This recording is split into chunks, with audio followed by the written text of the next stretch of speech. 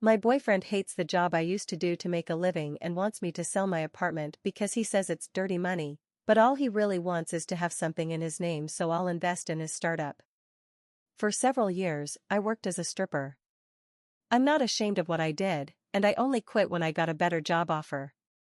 While I worked as a stripper, I deliberately lived as cheaply as possible, in a tiny, shabby studio, eating ramen, wearing old clothes, because my coworkers told me I could buy my own place outright with that income, as long as I saved like crazy. Before I retired, I managed to buy a 3-bedroom apartment outright. For a while, I rented out the other rooms, but I got tired of having roommates, so now I only rent them out short term. I met this guy about 18 months ago, and we've been together ever since. He knows about my work history, and he told me he didn't have a problem with it, though he did ask me to tell his family the little white lie I sometimes use on my resume, that I was a waitress. Which, in a way, is also true. About a month ago, we found out I'm 2 months pregnant. He said it was great news and that we should move in together. I assumed he'd move into my apartment, because he rents his, a much smaller 1-bedroom, while I own mine and have space for a baby's room. Plus, I don't want to leave my apartment. It's mine, I love it, I see myself living here for the rest of my life, and I don't want to lose the security of owning my home and go back to paying rent or a mortgage every month. However, he said he didn't want to move into my apartment, that I should sell it so we could buy a place together. I told him I love my apartment, that it means a lot to me to have been able to buy it, and that it represents years of hard work and saving. He said he understood all that, but that we should live together before the baby comes, and he didn't want to live in my apartment. I asked him why. It's a great, spacious, centrally located apartment, with room for his things, a daycare in the building run by another tenant, and a school 5 minutes walk away. The list goes on. He said he didn't want to live in a place bought with stripper money. That made me furious. I told him there was no way I was selling my apartment, and that it had never bothered him before that stripper money had paid for this place. I told him I wasn't going to give up the security of owning my home for someone trying to make me feel ashamed of something I'm not ashamed of. He responded that if I sold the apartment, we could buy a new one with that money. I told him it would still be stripper money. He said that was different. I asked him how, and he said he was going back to his place because he couldn't talk to me when I'm like this. Now he's back at his place and texted me saying I'm overreacting and being irrational, and that I need to think about this realistically, not emotionally. He says he wouldn't feel right raising a child in my apartment knowing how I bought it, and that selling and moving is the best idea for everyone, not to mention that he's not on the deed, so it would never feel like ours to him. That's why I'm wondering if maybe I am the one in the wrong, because I understand he might feel like it's only mine, and maybe I'm being too rigid at a time when we need to work together. I even talked to my sister, and she took his side. So now 2 out of 3 people think I'm wrong. Am I the asshole? Edit, about the real estate advice from strippers. Early in my job, I once mentioned that I'd managed to get an off-campus apartment because the cost of living in the university dorms was outrageous. Someone told me they were glad to own instead of rent. I asked how they did it, and they basically told me I wouldn't understand yet because I was new, but most of them had bought their homes outright or with a loan just from the money they earned there. They gave me all these tips on how to live as cheaply as possible so I could have my own place in a few years. About whether I want to have a baby and live with him, I think that ship has already sailed. Honestly, the good news is that if there ever were a custody battle, I'd win easily, even if he brought up that I used to be a stripper. I've done so much since then that it would outweigh that completely, while he has no stable income and moves every 6 months. He's thrown that in my face before, usually during fights, but he's always apologized afterward. I don't think he's trying to get out of anything, since I never mentioned moving in together, but I guess I can't completely rule it out now. He doesn't have much savings. He has a startup he's trying to get off the ground, but in nearly a year he's only had about 4 clients. He swears the business will eventually take off, but he left a much better paying salary job to pursue it. And now, he works in hospitality for minimum wage through an agency, because at his last job, they wouldn't allow him to run his own business while working there. Basically, he's burned through his savings and all the bridges he had to keep his business afloat. It seems like option 1 would be for us to buy a new place while I rent out my apartment, which would mean we'd put down a deposit and then pay a large mortgage together. Option 2 would be to sell my apartment, and since it's a 3-bedroom, we'd probably have around 80% of the total cost for a 3-bedroom house, then take out a much smaller mortgage that we'd still have to pay. You know what's the funniest part? And by funniest I mean infuriating, every time there's a celebration, he and his friends go to a strip club. Whether it's a bachelor party, a birthday, a graduation, a promotion, he goes at least once every few months. And he has the nerve to throw it in my face that I used to be a stripper years ago, while he's still going to strip clubs several times a year. In fact, he often goes to the same one where I used to work. About him possibly tampering with birth control, I'm not on any hormonal birth control for medical reasons, but he's always used protection. I never noticed anything unusual, like leaks or a broken condom. As for why my sister is siding with him, she's my older sister and she loves me, but she never fully approved of me being a stripper. Maybe this is her way of showing it. In case anyone's wondering, I broke up with him. We had a whole conversation, during which he said he didn't want to be a father if I wasn't willing to do everything he wanted, including sharing a house and putting him on the deed, as well as staying together. Also, at the start of that conversation, I told him what some people had suggested, that I'd be willing to sell and split the house with him as long as he paid 50%. He got angry very quickly. He also said a few other things, so I'm not sure exactly how this will play out, but it looks like I'm going to be a single mom. Update 1, England, I recently found out I was pregnant. I don't take the pill or have the implant for medical reasons, so our only protection was condoms. I'm now 2 months pregnant with his child. I own my apartment and have a well-paying job, while he has a failing startup and works shifts through an agency. We talked yesterday. Someone suggested I record all interactions, since some people had already suspected he might have tampered with our contraception. So I set my phone to record when he came over. During the conversation, he initially said that if we weren't together as a couple, then he wouldn't want to be in the baby's life. When I suggested we could agree to shared custody, he replied, "That's bullshit." Later in the conversation, he said, "I thought a baby would fix things." I told him it couldn't fix anything, if anything, it had strained our relationship more, since the baby wasn't planned. He yelled, "Of course it was planned. How do you think you got pregnant, by fucking magic?" Then he paused and said, "I mean, it's not like, stop making that face, I'm joking." I asked him directly, "Are you saying you tampered with the condoms?" And in a low but clearly audible voice, he said, "Yes." I told him to get out of my apartment, and he said, "Fine, have it, don't have it, I don't give a shit," before leaving. Later, I texted him, "Just tell me why." He called me, so I started recording on my MP3 by holding it up to the phone.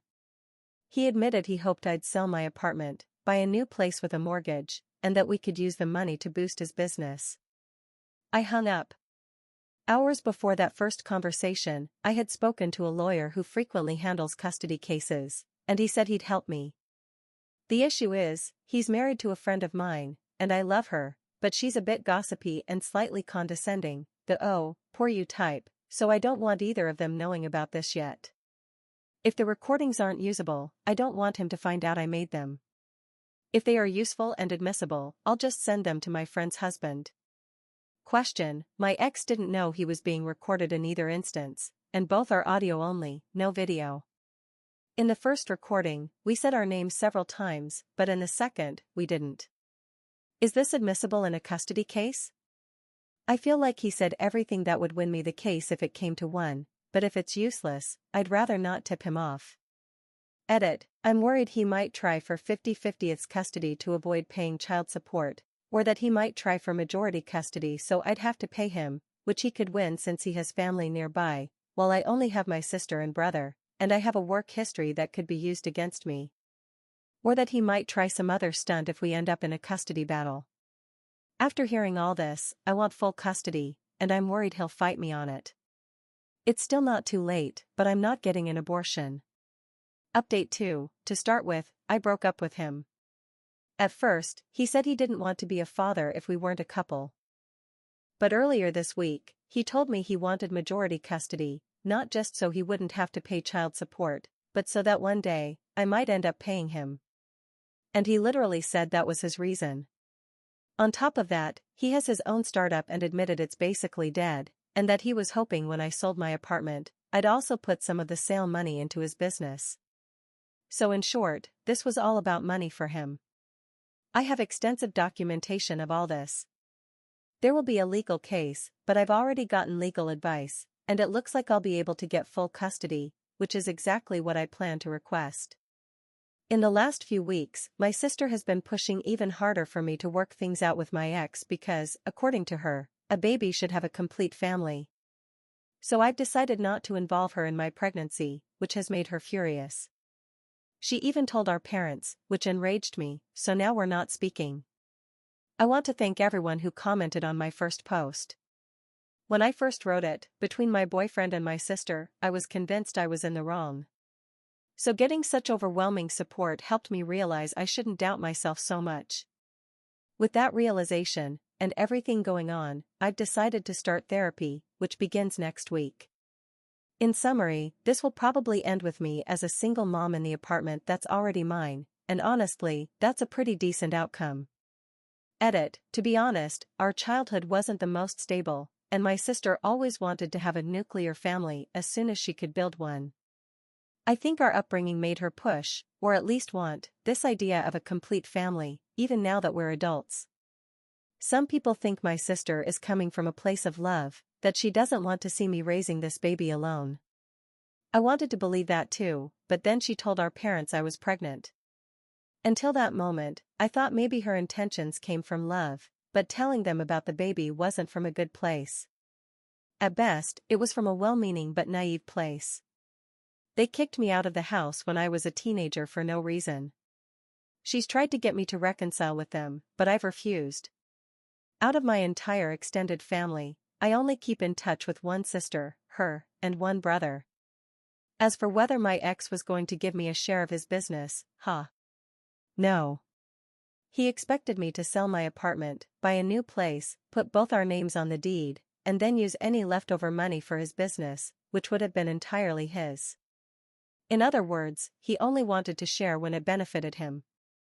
I've told her all of that about my ex, but she still insists we could fix things, and that even if he had been trying to scam me, eventually we'd have merged our finances anyway because she believes we're going to get married.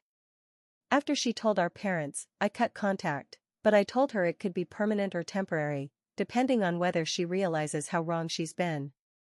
I just want good people around my baby, healthy relationships with people who love my child and me, and want to be in our lives. I've ended up using this whole situation as a way to test who I can actually trust in my support network. The keepers are a bunch of good friends and my brother. My sister and my ex had keys to my apartment, but I've changed the locks and added a bolt. My parents shouldn't have my address unless my sister gave it to them, but we haven't spoken in years, and even they aren't foolish enough to suddenly show up expecting us to play happy family. Given the current situation, I doubt I'll be allowed to have anyone in the delivery room, but I plan to ask the hospital closer to the due date if they can keep anyone from coming in.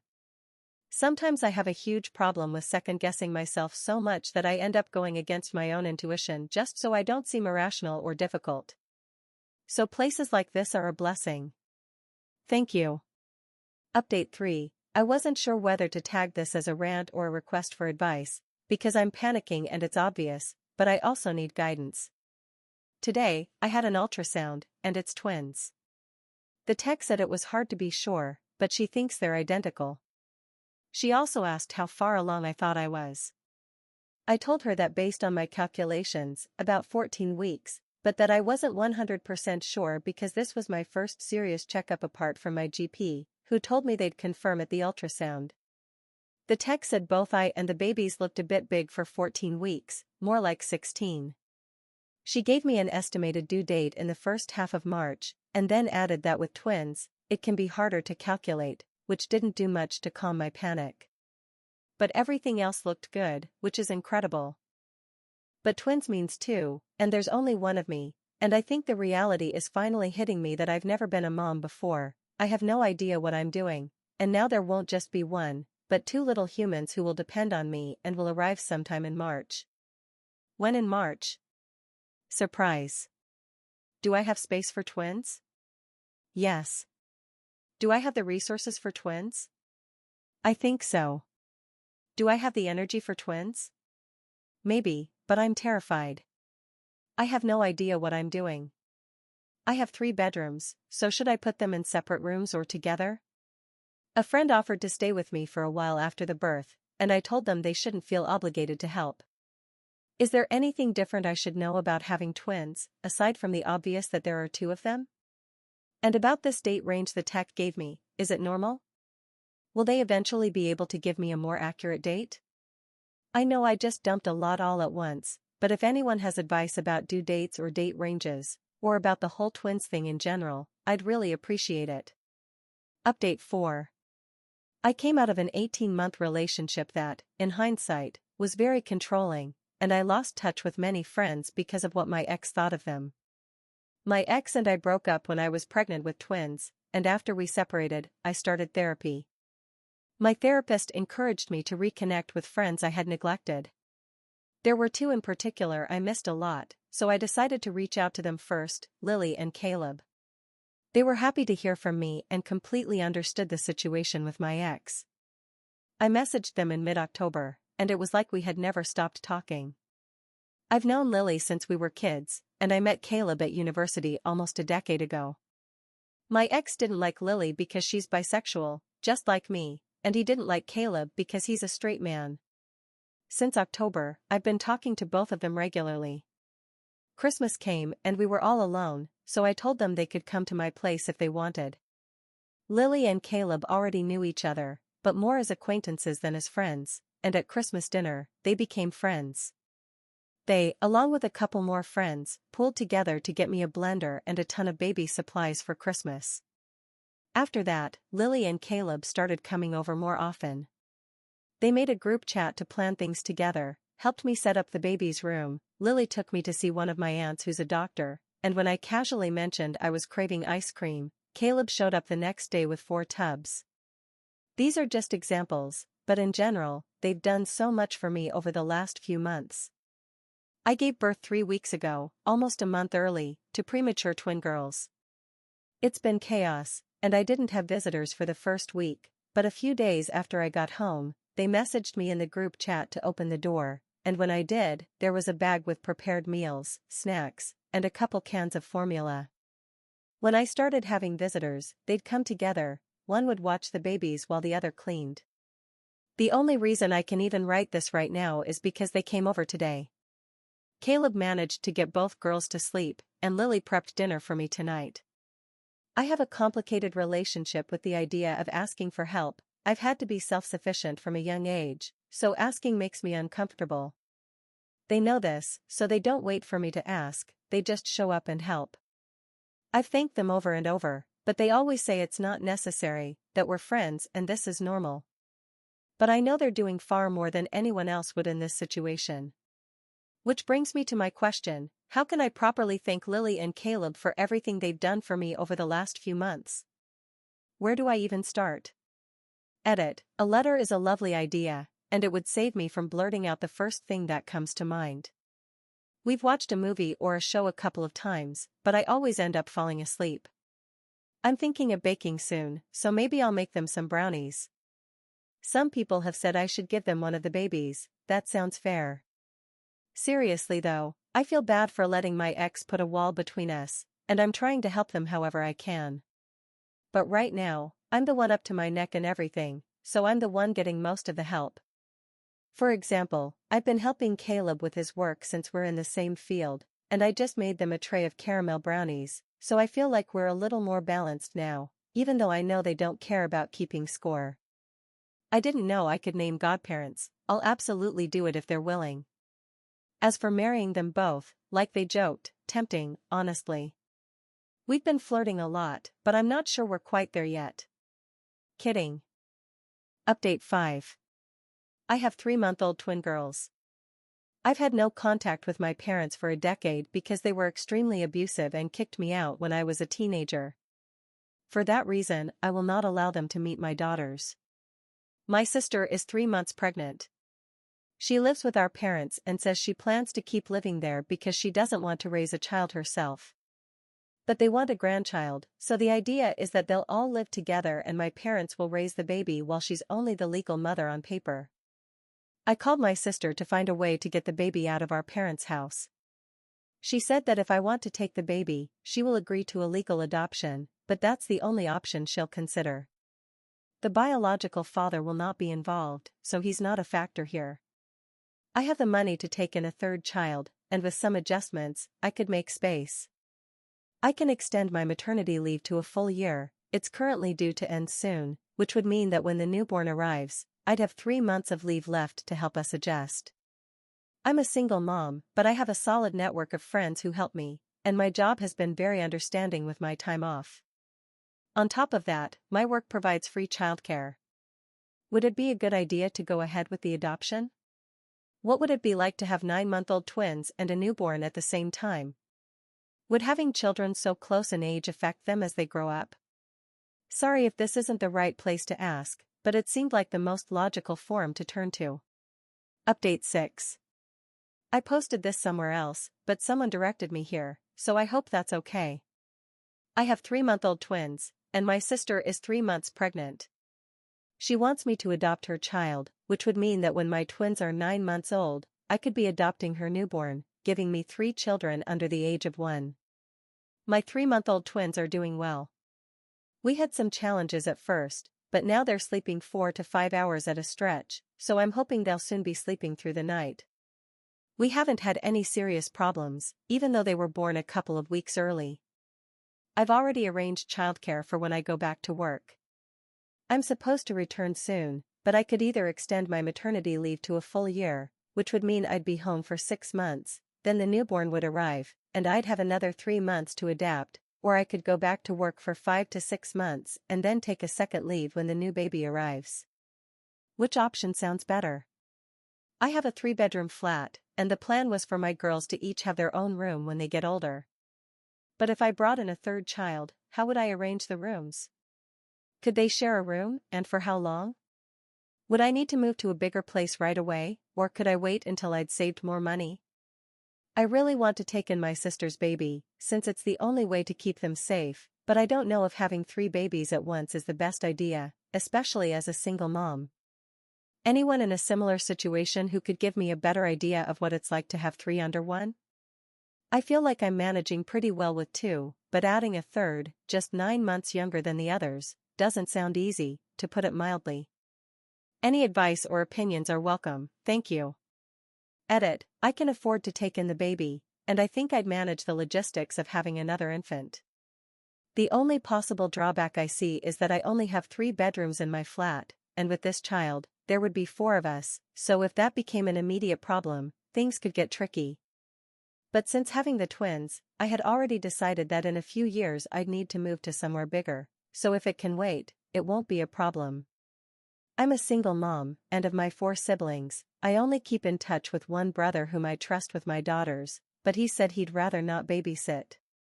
However, I have a solid network of friends, including my 2 best friends, who've agreed to be the twins' godparents once we can schedule the christening. They help me often so I can get breaks, and when I've been sick since giving birth, they came to take care of me and the girls. If they couldn't help, I still have other friends I could rely on. I also have a therapist for my mental and emotional health, though sessions have been a bit irregular lately. As for other practical matters, I think it's all doable, financially and physically. I can buy a triple stroller, an extra crib, and anything else we'd need. Of course, caring for 3 babies would be a lot of work, but I think I've managed well with 2 so far. I'm hoping the twins will soon sleep through the night, and while a new baby would probably disrupt that, there are measures I can take to help. Work has also been very understanding, so I don't anticipate any issues there. As for the adoption, if I do it, it would be through the proper legal channels, not because I don't trust my sister, but because I don't trust my parents. This is a very difficult decision, and I'm trying not to make it impulsively. But sharing it here is helping me. I've got about 6 months before the baby arrives, so I don't need to give my sister an answer today. I'm going to take my time and think carefully before doing anything, Update 7. I'm going to adopt my sister's baby. He was born 8 days ago, more than 2 months premature, almost 3. The birth was supposed to be natural, but it ended in a C-section due to complications. Still, it was a routine, problem-free C-section, and the doctor said that overall it went as well as it could have. The doctor wanted my son to stay in the hospital a bit longer because he was born so early, and they want to be sure it's safe before I bring him home. However, since I can't start the formal adoption process for a few more weeks, and with the current visitation restrictions, that means I can't even go see him. I wouldn't post a picture here, but I don't even have one to share. I've only seen him once, right after he was born. My sister can see him because she's the biological mother, but she's only been once. I was supposed to be able to bring him home yesterday, but they asked to keep him longer and run some more tests. I'm not getting much information, or what they do give me is very limited, because although I'm his mother and he's going to live with me as soon as he's discharged, since I'm not yet on the paperwork and I didn't give birth to him, they can't give me the same information they give my sister. I'm angry, frustrated, exhausted, and anxious, and even though my friends are trying to calm me down, it's not working. I just want him home safe and sound. Update 8.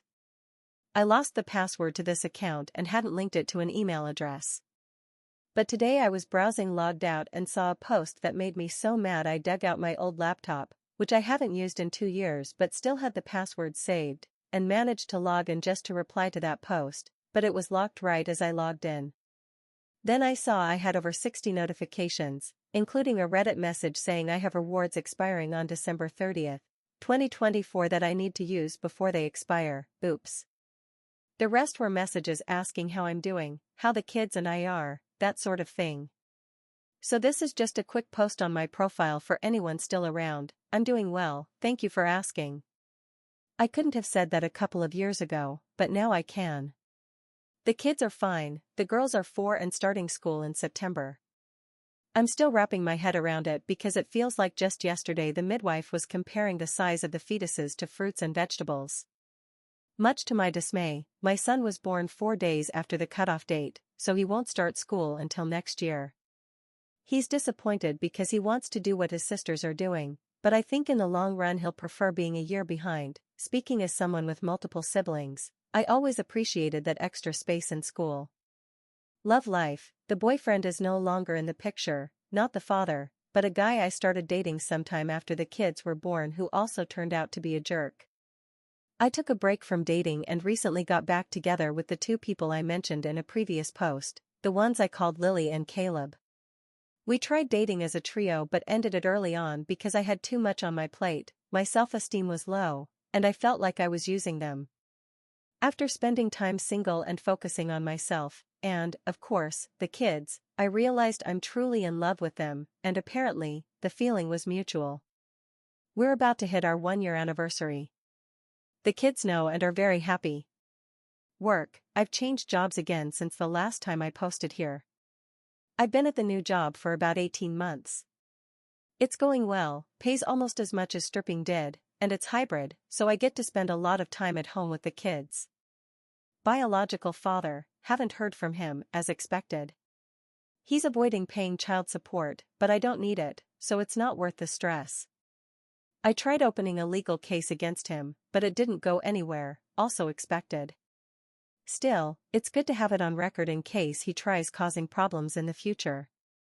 I know he got married recently, and I hope his wife has complete control over her birth control. Family, haven't heard from them either. I find things out through screenshots my friends send me. Some relatives sometimes complain on Facebook about how awful I am for not letting them see the kids, but since this is about keeping them safe, I don't feel bad about it. The flat, with my family growing quickly, I'd been thinking about selling it. I even put it on the market, and a real estate agent brought people to see it while I was looking at houses. I felt awful because I love this flat, it's a symbol that I can achieve things I never thought I could, and out of the houses I saw, few had everything I wanted. So when the flat next door went on the market shortly after, I took it as a sign.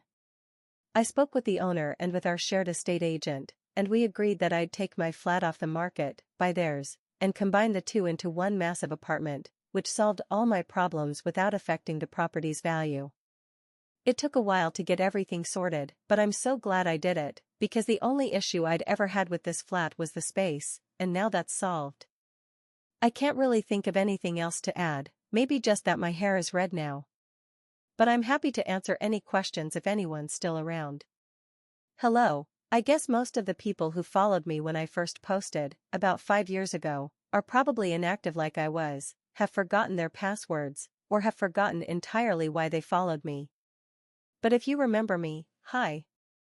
Thank you for all the well wishes and concerned messages, I truly appreciate the support. When I made this account, I had no self-esteem, I felt awful all the time, and I was stuck in a controlling relationship that I didn't even realize was controlling. If it weren't for the people here who told me to get out, I'd probably still be in that relationship, without my beautiful family or my beautiful home.